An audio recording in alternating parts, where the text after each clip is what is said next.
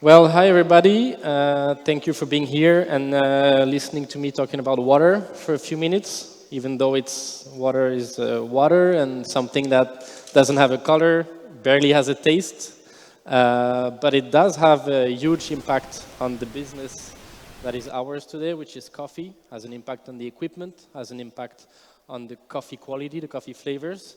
And here I am with you today to try to give a few insights following what I said last year for those who were there in Guatemala, but also going a little further about what should be the perfect water quality we all should target as water for coffee, coffee machine, and coffee quality.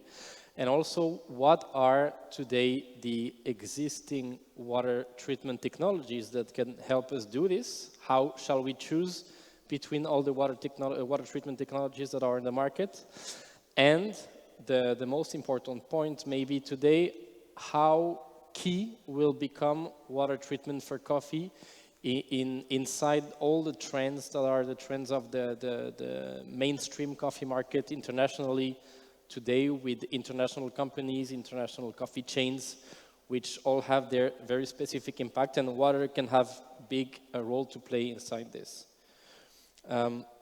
So the questions we will ask ourselves today, how water treatment becomes more and more performant today in terms of giving the perfect water quality for your coffee more and more easily, more and more precisely, and how can it be very important? I was talking about international coffee markets, international coffee industry, with coffee chains, with people that are having coffee shops locally and abroad, and wants to standardize the customer experience, how water treatment can help standardizing the coffee water qualities around the world. So we will ask ourselves, why standardize the water quality? What is the perfect target as water quality for coffee that we should aim? And how do we get there? As I said, what are the different existing water qualities on the market? How do we choose between them? So first of all, I'm sorry for this, but this will be a little technical in terms of water chemicals, because this is key to understand what is the water quality, what is the water quality we want, what shall we do with our local water to get it. We need to understand 3 parameters in the water treatment world.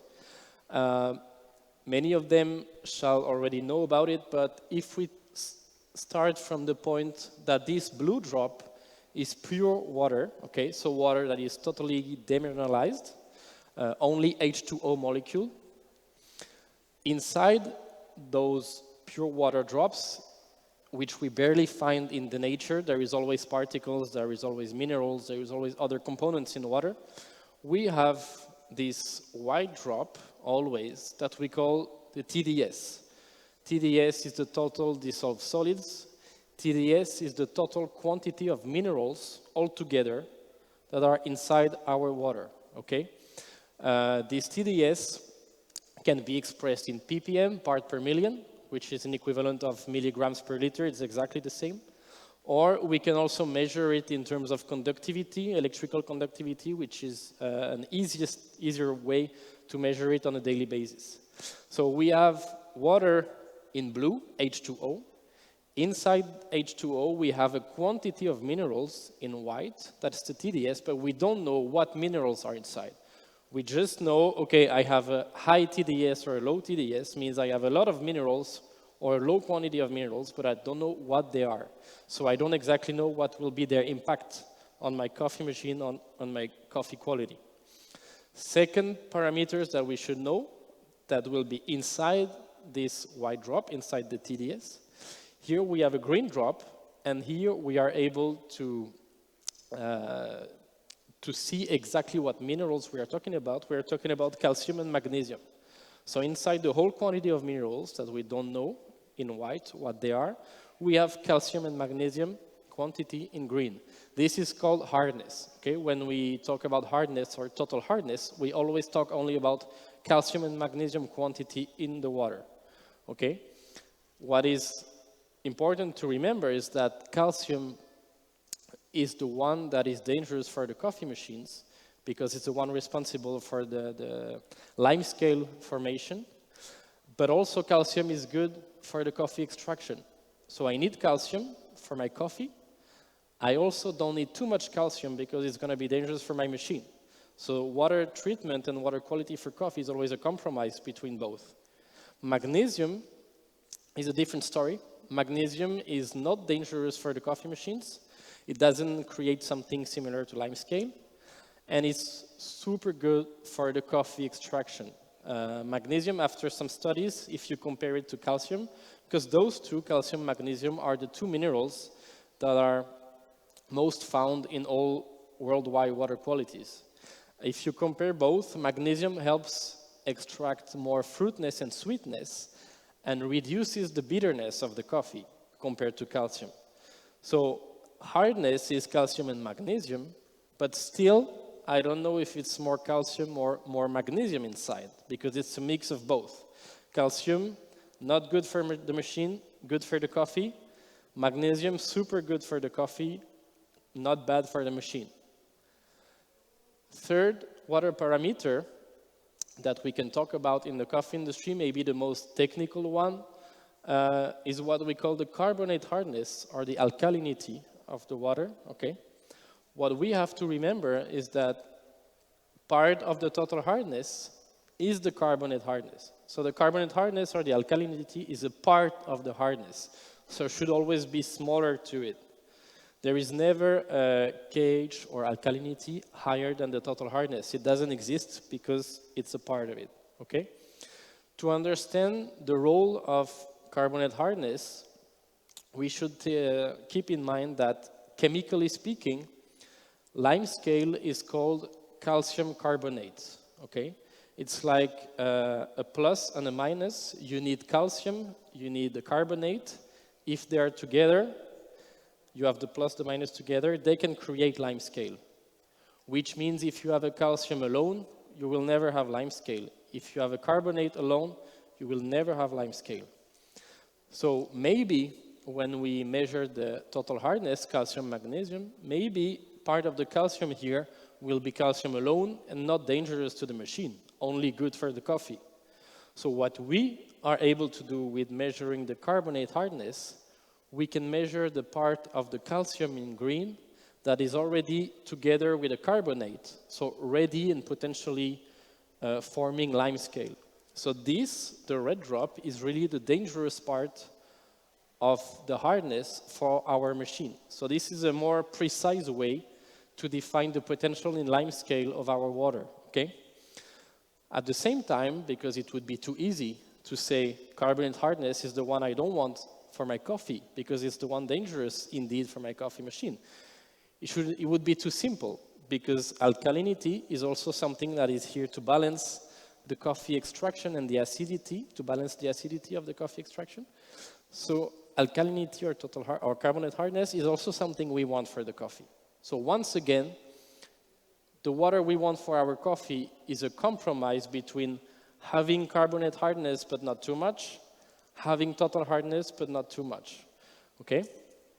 So once we understood those three parameters, those are the main ones we should remember to talk about water quality. Why we want to have all the same water quality exactly, locally or around the world, to be able to compare our coffees? The answer is very simple.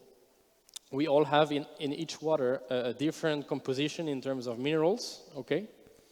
Those are only examples: calcium, sodium, iron, zinc, magnesium.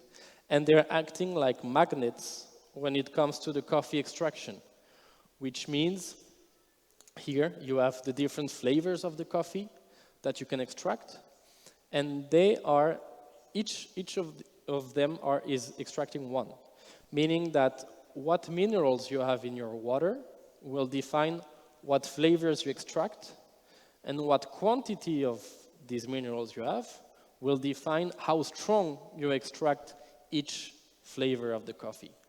So it's very important, if we want to have two similar coffee beans, similar roasting, similar coffee machines with similar recipe, if we want the same result in terms of coffee cup and flavors, we need to have exactly the same composition in minerals, and not only the same level of minerals overall, or not only the same TDS or acidity, whatever. To have the exact same coffee, you need the exact same minerals composition to extract the same flavors and the same proportions. To put a little image on what I just said, okay, so the presentation didn't come out as expected, but the coffee industry is divided into 3 different steps. You got the producer, where water gets an importance at the cupping level. You got the roaster, which you also have in the coffee shop, and you have the consumer that is drinking the coffee cup. Those are 3 different levels where we use water, okay, to extract the coffee flavors. And if you have the exact same water, you will have the same coffee. But if those waters are different, you will have 3 different coffee cups. So at the cupping level, at the roasting level, at the coffee shop level, you can have the same coffee bean, same roasting, but different coffee cup. How did we define a perfect target internationally? We worked closely with the SCA that you all know. And as I talked about total hardness, carbonate hardness, minimum, maximum, to be okay for the coffee machine, to be okay for the coffee quality, a compromise, the SCA defined perfect international water quality as total hardness, minimum, maximum in terms of degrees or in terms of ppm, carbonate hardness, minimum and maximum in terms of degrees or ppm. So this is only what we should remember about what should be our target in terms of water quality for protecting the coffee machine and also for getting a good coffee extraction. If we look back in the years, something like 10 years ago, the research on water quality for coffee started only with TDS, with the white drop that we saw, so the total quantity of minerals. And 10, 12 years before, the recommendation was only having something like 120 ppm. This is a target we should go for. Now that we know that each mineral is acting like a magnet on the different flavors of the coffee, we know this is not enough. Because having a water of 120 ppm, for example, you can have dozens of water that are all 120 ppm, but they all have a different minerals composition, so they will result in a different coffee cup, each single one of them. So now we know that to have a more precise water quality internationally, and all aim to the same thing, total hardness, carbonate hardness, minimum, maximum, this is the range we should go for it. We will have safe machine, we will have good coffee extraction. The limits of this target, which is something very nice to all talk the same language internationally, to all aim to the same point, because if you go to Honduras, or you go to China, or you go to Germany, and you ask, how is your water? Everybody will say, my water is very nice. But what is a nice water? This target of SCA helps us all talk about the same thing. What is a nice water? That's it. The limits of it is that we only talk about minimum, maximum of total hardness, minimum, maximum of carbonate hardness.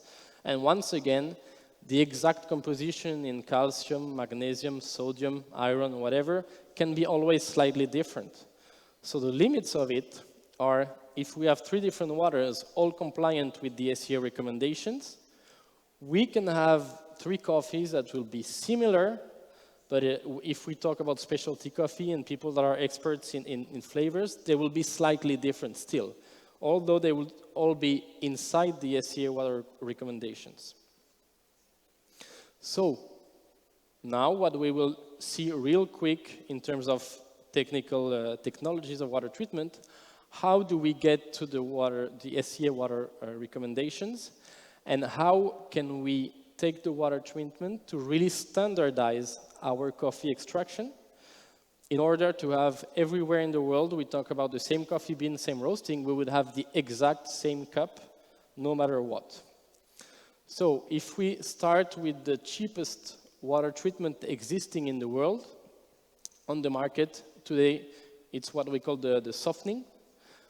With a softener that we also call the salt softener, we put salt inside it and it works. It gives us soft water to protect the machines, not to have any problems technically. It's used in restaurants, not only in coffee, it's used for dishwashers, for everything. And this is the cheapest water treatment existing on the market. So that's one good point. But the problem we have with a softener is that what is the softener doing chemically in the water? Why do we put salt in it? Because the salt has an impact then on the water. The softener is taking the green part, which is calcium, magnesium, keeping it, and on replacement, it gives to the water the salt, the sodium that we put inside. So a softener is replacing calcium, magnesium by sodium. After a softener, we didn't reduce the total quantity of minerals. We just replaced one by another. And we do not anymore have calcium, magnesium, which are something we need for the coffee extraction. Instead, we have a lot of sodium. So the problem here is that we still have a lot of minerals that can create somehow a damage on the machine. And more importantly, on the coffee extraction, sodium is not something that extracts on a good way the flavors of the coffee we want. And instead, it gives a very thick crema that will disappear within 15 seconds. If you have a coffee with a thick crema that disappears in a few seconds, it should be that you have a salt softener behind the coffee machine. So, number one, softening, very cheap, but not the best for coffee for that reasons. Here, we see that softening is very good for machine protection, because, okay, here, no more calcium, no more lime scale, your machine will be very safe. But coffee quality with the sodium is not good. And according to the quantity of inlet hardness you have, you will release more or less sodium, so the standardization of your coffee cup will not exist. And this is not compliant with the SCS standards because you have no more total hardness, carbonate hardness here. Second water treatment technology we can see on the market is total demineralization, or we can also do it with a machine called reverse osmosis.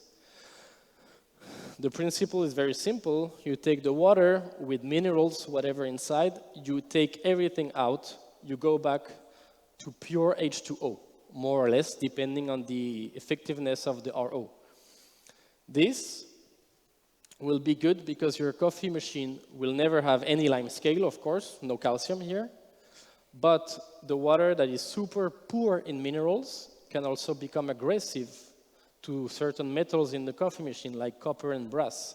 And since in our industry we still have some boilers or spare parts that are made of copper and brass, water from RO can be dangerous for it, can eat the little spare parts, and you will have still damage on your machine. So even on machine protection point of view, RO is not good. And of course, the fact that the minerals are acting like magnets with the flavors of the coffee to extract them, here you have absolutely no coffee extraction. So if you try to do a coffee with reverse osmosis water, totally demineralized, you will have a very flat coffee result and not even a safe coffee machine. So here we see also that RO is not the good thing for machine protection, not the good thing for coffee quality, not compliant with SCS standards. But of course, if you want a flat coffee everywhere the same, it's good for standardization. This is the only good point of RO. What we use a lot in the coffee industry to get to the SCS standards is what we call decarbonization. It's a principle that we have it in filter cartridges with our brand, but also with other brands. The red drop, the carbonate hardness, you keep it inside the cartridge, and with the bypass system, you can keep 100% or 90, 80, 70%, depending on how you set it. And you just can reduce this carbonate hardness drop in order to stay within the SCS standards. For example, here, I reduced it with decarbonization, but I still have a little bit of carbonate hardness, still a little bit of total hardness to have a good coffee extraction. So this is exactly what we use a lot worldwide to get to the SCS standards and get a good coffee quality, a machine that is protected. But the standardization, as you see, is a small yes here. Because, okay, whatever is your raw water quality, we reduce the carbonate hardness to go to the SCS standards. That's one good thing. But the remaining part of the TDS in white and the remaining part of the green part that is total hardness are still dependent to what is in your inlet water quality. Meaning if the outside here in white is iron, is sodium, is whatever, copper, if your green part that is total hardness is 60% calcium, 40 magnesium, or another composition, it will still be different. Decarbonization is very good to have everything correct, everything good, but you don't standardize because you're still depending for a little part of your raw water quality. What we do for to have a way to standardize completely the water quality and have the same cup everywhere is reverse osmosis as a first step. So you take everything out and you re-add some minerals, just the amount you want for the coffee. This makes it possible to have a water that is similar everywhere. Until today, we had a technology with which we use reverse osmosis. We let go some small water here through the reverse osmosis, and this carbonate hardness part, we exchange it with magnesium. So we have something that is almost standardized. But here, the same problem remains on the smaller impact, but remains that white and green here are still dependent from the raw water quality. So we are once again good for machine protection, good for coffee quality, good with SCS standards, but standardization, if we talk about the most precise coffee lover or people in cupping, we will still notice a slight difference in terms of mineral composition, and the standardization of our water quality is not complete. The new item that starts to arrive on the market is a complete RO first. So you start from this kind of water, you go back to zero, pure H2O, so reverse osmosis, but this time no bypass. No opening any mixing block to let go some water. 100% through the RO to go back there. And here we proceed with a pure mineralization, meaning that here it's not exchange something with something else anymore. It's really adding some minerals. And by having a very stable, this would be, for example, a two-step machine. The black part is the reverse osmosis membrane. Second part is the mineralization process. If the mineralization process is very stable, and if the RO step is working 100%, you have 100% standardization of your coffee water anywhere you are, not depending on the raw water quality. You could have the softest water quality or the hardest water quality, depending where you are. If you use this process, you will end up always with the exact same water quality. So your coffee bean with same roasting, same machine, same all elements, you add this to your recipe, you will have the same coffee cup all around as a result.